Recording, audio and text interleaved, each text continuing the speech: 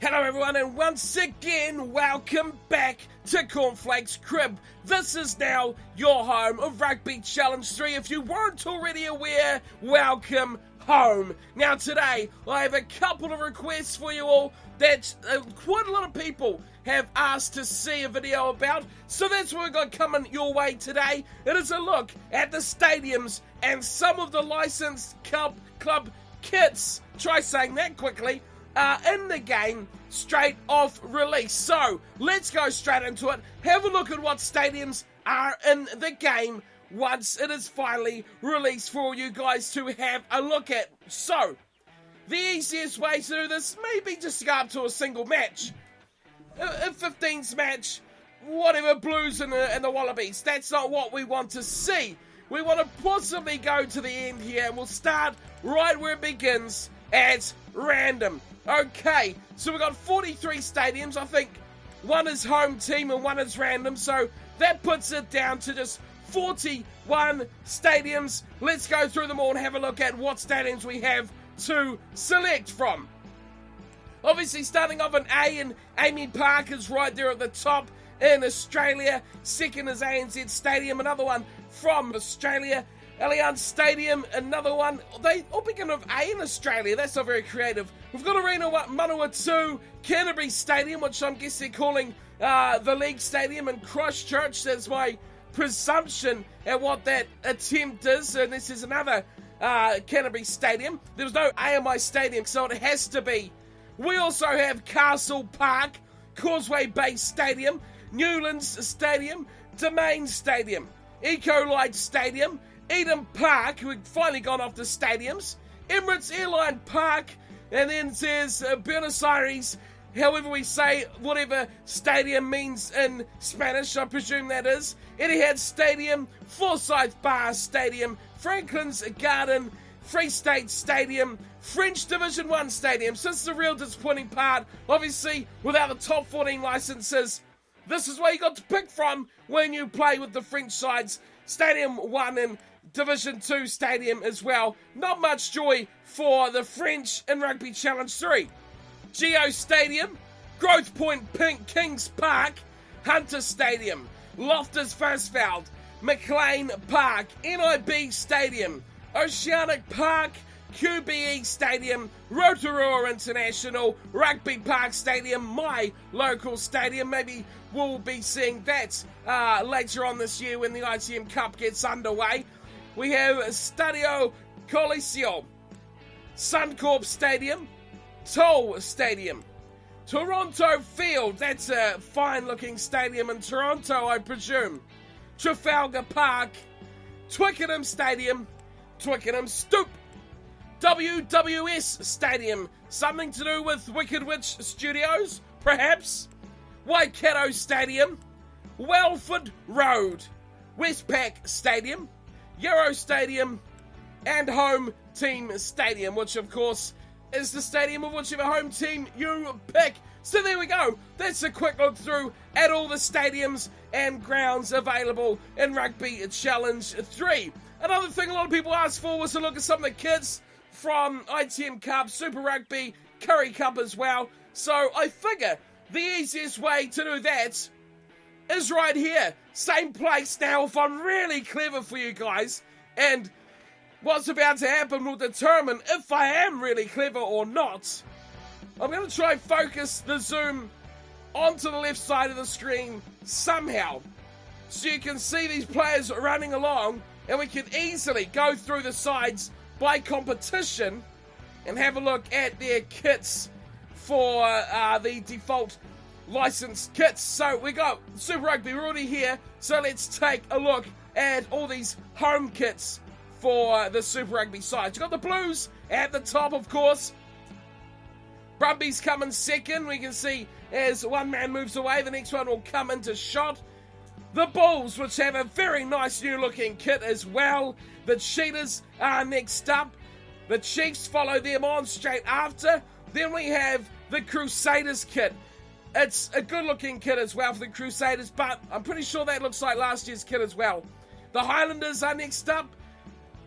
Then the Hurricanes, Lions, Rebels, Reds, Sharks, Stormers, near the end, the Waratahs, and the Western Force. Now, I don't think there's anyone else. No, there's not. Well, that's good. Don't look like a fool too much. Okay, so that's Super Rugby.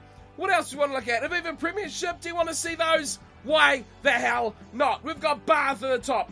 Exeter Chiefs, Gloucester. We'll wait for Gloucester to pass through because we only saw the left chest of one player there. There we go, Gloucester in the background running on up. Harlequins, next off for the Aviva Premiership. Leicester Tigers, London Irish, the London Welsh, Newcastle Falcons, Northampton Saints, Sale Sharks, Saracens, Wasps, and that is it. Of course, W Wasps, I should have known, would have been last. So, that is the Wasps kit for the Rugby Challenge 3 licensed kits from the Aviva Premiership. Let's move on. Obviously, there's no licensed kits there or there. ITM Cup. Sure, someone's going to want to see what the ITM Cups look like. We have Auckland at the top. Fairly basic for the Aucklanders. Then we have Bay of Plenty, Canterbury, Counties Manukau, Hawke's Bay, Manawatu, North Harbour, Northland. We got the Taniwha starting the queue again. Otago, Southland, Taranaki, Tasman, Waikato, and that should be all she wrote. No, Wellington. Oh, I forgot the capital. Oh, God. How bad is that prediction? There we go. That is the end of the ITM Cup kits. Okay. Nothing from the Elite 12 we really want to see. NRC, I'm sure some people will be interested to see this. So Brisbane City, the Greater Sydney Rams, Melbourne Rising. We'll let them filter through for the next player. Have a better look at this Melbourne Rising kit as they get his arm out of the way. We can see there he is, storming in from behind. North Harbour Rays, New South Wales Country Eagles, Perth Spirits, Queensland Country, quite a nice kit there, Queensland Country, Sydney Stars, and University of Canberra Vikings. Any more? I doubt it. No, that is it. That's the NRC kits as well. Right, Curry Cup. I know a lot of you will be interested to see the Curry Cup. And we got Western Province straight off the top. Eastern Province Kings. And next in line, we can see the red and black strip of the Kings. Griquas. Pumas. Nice pink strip for the Pumas there. The Sharks. Free State Cheetahs, of course. As we once again wait for this annoying guy with his arm in the way. We've got the Blue Bulls up next as well. You see, nice kit for the Bulls, as expected. The Lions next up. And that is it. Well, that's not too many Curry Cup sides, really, is there? And that is most of the sides from the licensed side of things. We've got, of course, the combined country side as well. Long All Stars using the typical black and grey strip. We have our creative sides, international sides. A lot of these, remember, are not licensed. The Wallabies we've got on both sides. We have a lot of funny old kits through here for these unlicensed teams as well. England have a nice looking kit. That's quite accurate looking kit actually for the English. Fiji have nothing. France, Georgia or Ireland, Italy. You know, there's not too many here that have actually got a license. The All Blacks, of course, we've seen. And well, you see all the international sides at least. The Springboks, Spain, Tonga, nothing here at all for these sides. USA, Wales. Was that Zimbabwe? It actually looked like a Zimbabwe proper kit. Well, good on the Zimbabweans getting their fist into that. And there we go. That's a quick look at kits, of course, and stadiums that come with Rugby Challenge 3. Now, for those of you who are into changing your sides and making the best of what you can, something that may interest you that have same sort of kits as well, is I'll filter through these quickly, because it would have taken an age for me to go through 515 kits for you all to see. Right, we're almost back at the start. Here we go. This is what I want to show you all. 108 custom kits for you to use in your created sides or unlicensed sides that you want to look as real as possible. 108 home and away. So we can see so many. I'm not going to go through them all because we'll be here for about half an hour. But you can see already they're pretty generic kind of kits and colours. The designs are simple and pretty much what sides generally will use. And apart from the logos, you're not really missing out on too much from proper kits, really. We've seen it with the Jaguars, as that's a cool looking kit. That the orange and the black kits aren't too different from what the Jaguars would actually wear. So there you go. If you're looking to get the game and you want to see what your customization options are with the kits, you can see there is 108 for you to select from. All sorts of designs, all sorts of colours, all sorts of pretty little shirts for your players to wear.